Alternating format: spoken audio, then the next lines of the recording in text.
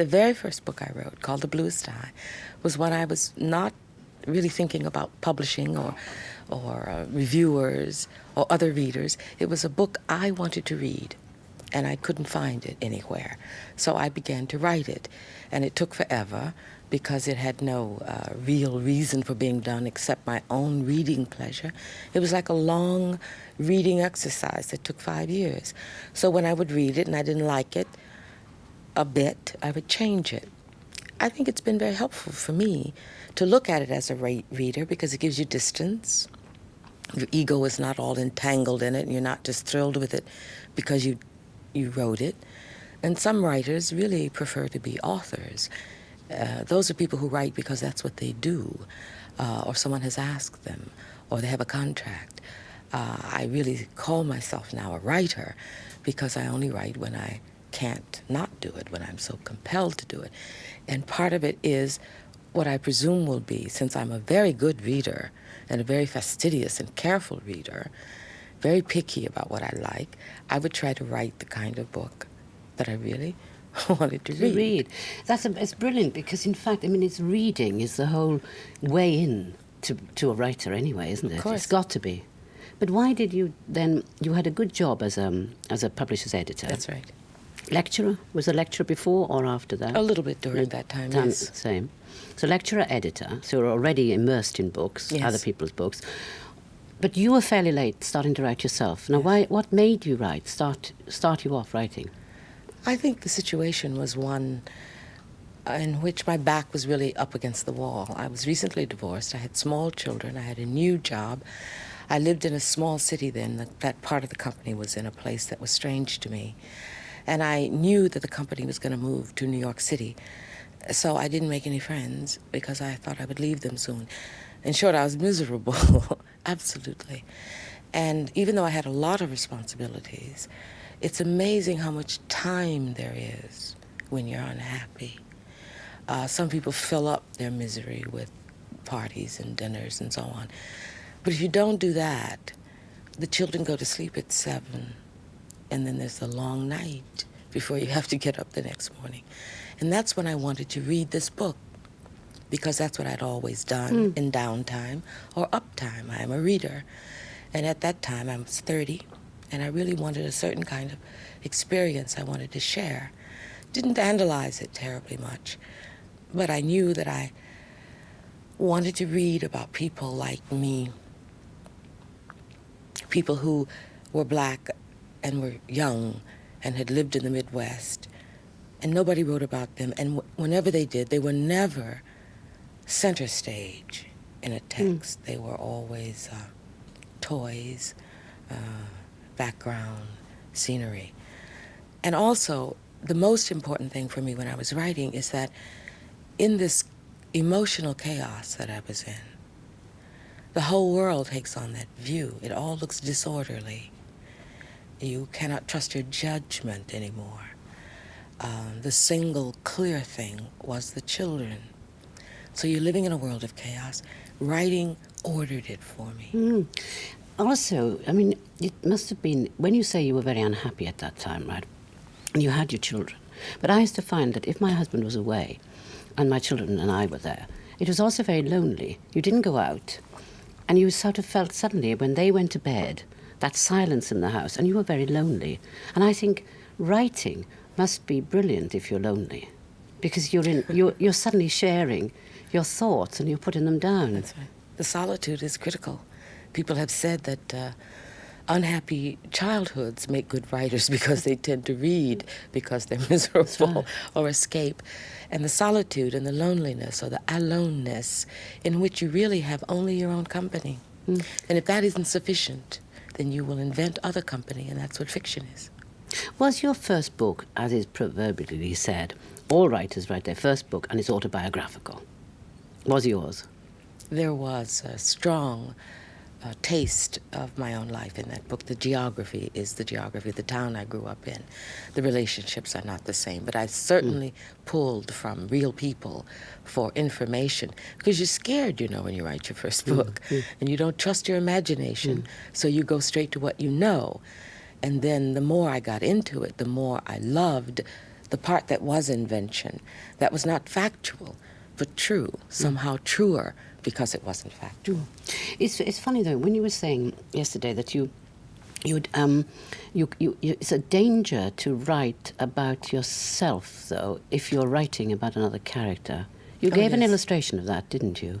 Or was I probably talking about sliding in the way an actor or an actress does into a fully visualized or fully realized character, at which point if you begin to use your own emotions and your own self in order to inhabit the character, you're doing them a terrible injustice. Your emotions may not be large enough, or they may be too small, or they're not accurate. They're not authentic necessarily for the character. The character needs your intelligence, not your confused emotions, or even your strong ones. You have to operate from some other place. But when your publisher looked at it, he actually said this painful bit about a woman who'd been her husband had been disloyal to. Yeah. But when you wrote about it, I wrote about it in what I thought was the most beautiful language to convey the feelings of having been betrayed. I said to him, this is pure, beautiful, distilled pain. And he said, it's demented. And I quarreled with him about that. And finally I said, it is perfect. This is the way it is. He said, yes, Toni, but it's your pain, not hers. And he was absolutely right, which is, you can tell an editor has one sentence that suddenly you know exactly what the error is. And I had written it the way I would have responded to that situation, in my language, my perceptions, and not the characters. And it was awful. So I rewrote the whole thing from her point of view. An actor's got to do it too. They've got to simulate the feeling, but of the person, and not put their own feelings into it. That's Exactly. right. Yeah. Now, when you came to write Beloved, which I do think is a great book, you did it. You weren't going to write about slavery, you said. But you ended up. Why not, though, by the way? Did you not want to write about slavery? Oh, it's too awful. I just didn't think I had the resources, emotional or intellectual or artistic, to dwell in that period for the time it would take to write that book. I just didn't think it was possible for me. And when I ended up in the era, I had been dragged there by the force of the ideas and the characters that I had invented. And I really felt as though I were being kicked into that place, kicking and screaming and saying, why couldn't this life, this problem, this world I want to talk about be in the 1930s or something that I thought I could deal with? I just didn't want to go there. It was too painful. And then I thought, well, if they lived it, then maybe I could spend a few years simply writing it. It was certainly not a life-threatening circumstance. But it was not my choice to do that. I was convinced that I was describing some very contemporary problems. Well, slavery could be substituted for dire poverty. It could be substituted for somebody feeling crippled by life. I mean, like the irons in their mouth is the way in which some people can't speak about what they feel. I feel that the slavery in your book could be substituted by us, the readers, for whatever we almost want it to be too. I suppose, in fact, it does function that way. You don't really have to have those experiences. You only have to translate them into one's own individual and, I suppose, human terms, because it's still with us, the residue, not only the historical residue, but the conscription, the problems that such women faced then are still here. We still have to determine how to be complete human beings, how to be responsible to something larger than ourselves, how to be parents, how to be workers, how to be philanthropists, how to take care of and nurture the other, and at the same time, how to be this very unique person. You began it because of a story you read about a woman called Margaret Garner, who had killed her children because she couldn't bear them to live the way she had. The way she'd lived. She had escaped from slavery. She had made it into a free state with 4 children. And at that time, a slave owner could enter into free territory and take them back. Sort of like the sanctuary movement that's going on in the States now. And the law was controversial. But at any rate, a month or so after she had gotten into free territory, the man did come for her. She saw him and instantly ran out into the back to kill those children. She wounded 2, cut the throat of a 3rd, and was about to bash the head of a 4th into the wall when they caught her and imprisoned her. So that story was haunting, you know, because it was not an exhausted mother. It was not contempt for the children. It was what she said, because she was interviewed a lot. She's in her 20s, and she's very serene. And she said only, they will not live the way I have. And death, she felt, was better. You often read in papers of say, a case like a father who shot his family and then shoots himself. And people say, but he loved them. He was such a loving father. Why could he do it? Could you get behind that thinking? Well, you did. You got behind it in Beloved. But how difficult was it for you to perceive of being able to say, kill your own children, because you couldn't face life for them?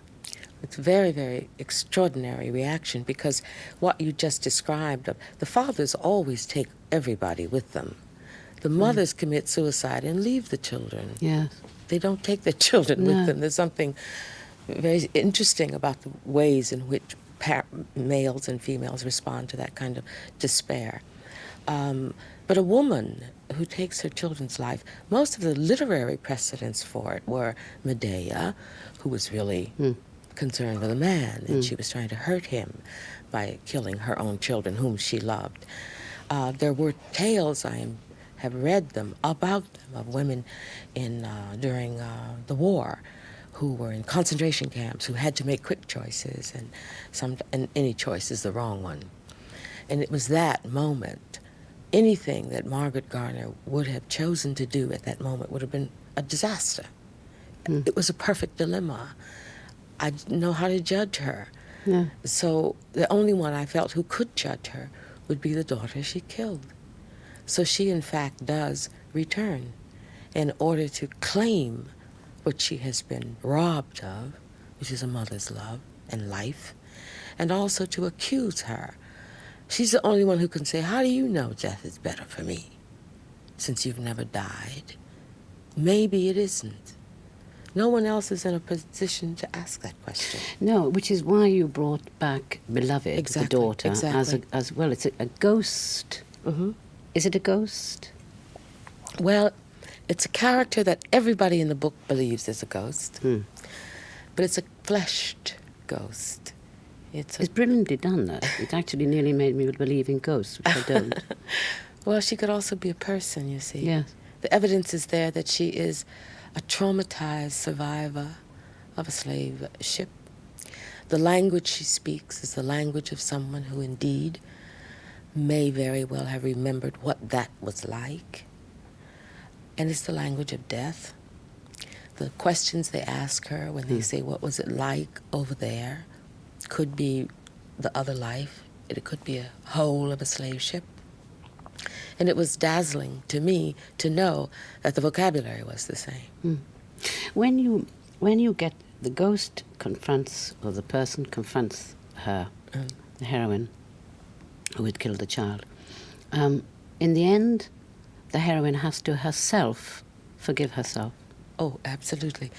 Regardless of the noble motives and the maternal feelings she had and the inescapable reasons for doing it, the whole house is inhabited by their desire for explaining, justifying, and when the ghost spirit moves and she sort of returns in the flesh, the consequences of that encounter are never what Setha, the heroine, the mother, would have expected.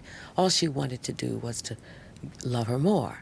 Explain. Let me tell you why I did it. You'll understand, won't you?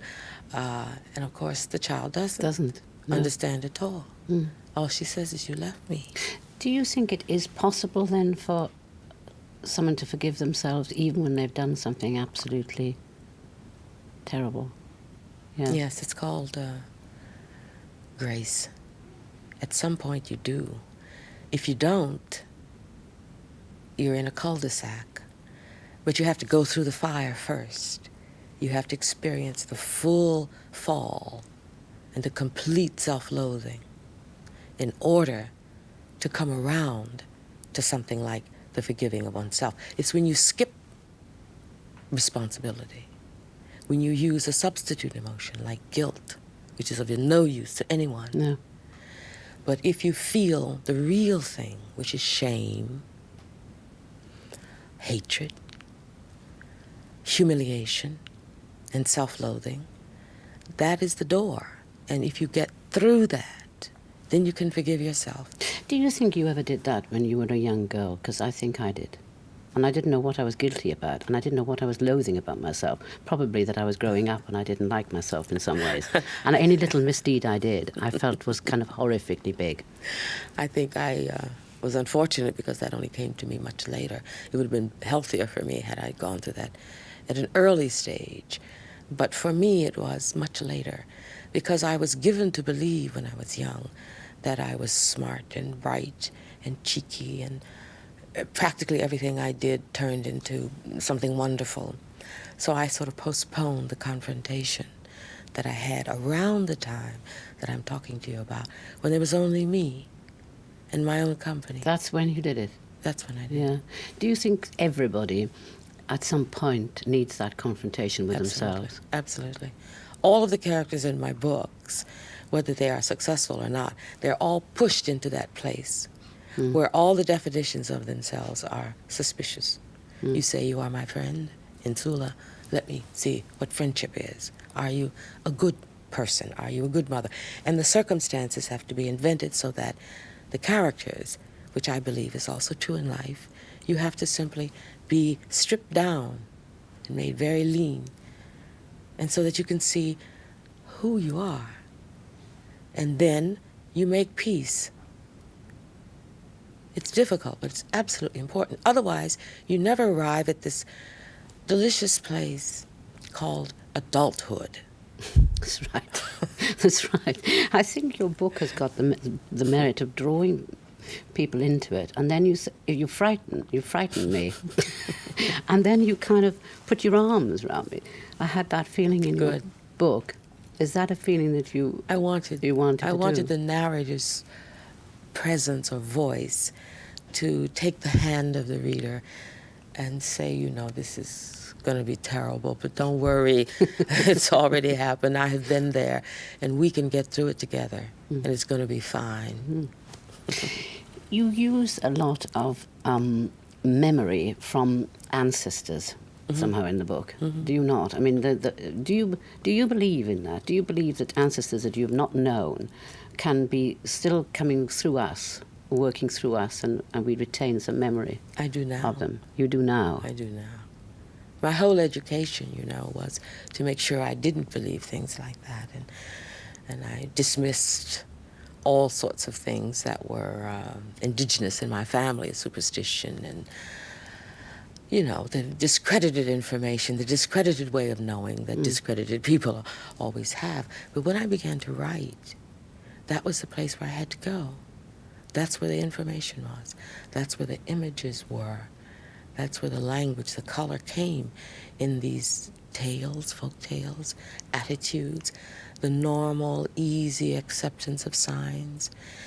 And then things began to happen that were really quite startling.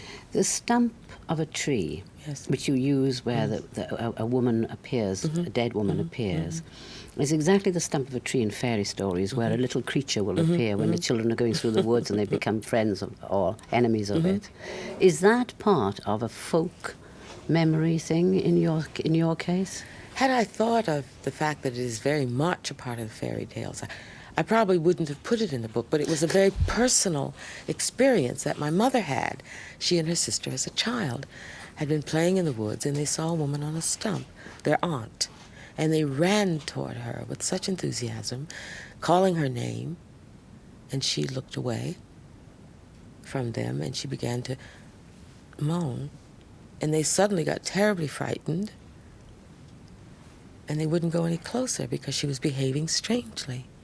So they ran home to tell their mother they had seen their aunt, and she was behaving strangely, only to learn when they arrived that that woman was dead and had just died. She's told me that story and millions of others, and my father and my grandparents, all of which they were not alarmed about at all. They had this very sort of comrade relationship with spirits.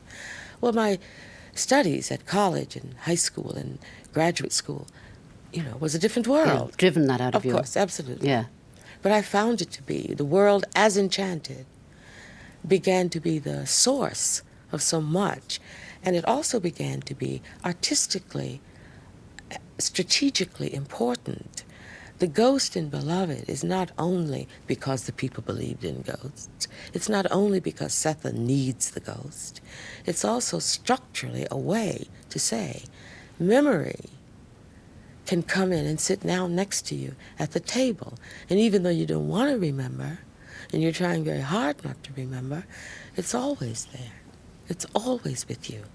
And sometimes a situation arises in which you cannot put it off any longer. So it had both structural solutions were solved for me, as well as my ability to use that aspect of the culture which believes that ancestors are the benevolent, guiding spirits that we are and can be constantly in touch with. Well, I hope you're going to let me be constantly in touch with you by writing another book Of course. quite soon. Thanks very, very much indeed for talking to me today, Toni Morrison. Thank you.